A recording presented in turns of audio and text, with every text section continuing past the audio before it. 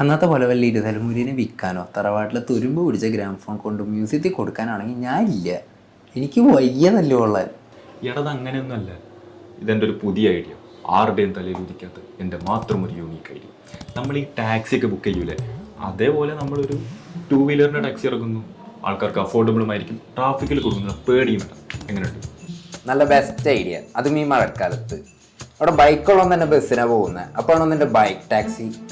നീ ആദ്യം ഇൻഫോസിൽ പ്രൊവൈഡ് ചെയ്യുന്ന ഇൻ്റർനെറ്റ് ബിസിനസ് ഐഡിയാസ് പറയുന്ന കോഴ്സ് പോയി ആദ്യം പഠിക്കും. എന്നിട്ട് നല്ല ബെസ്റ്റ് ഐഡിയ അതായിട്ട് വാ.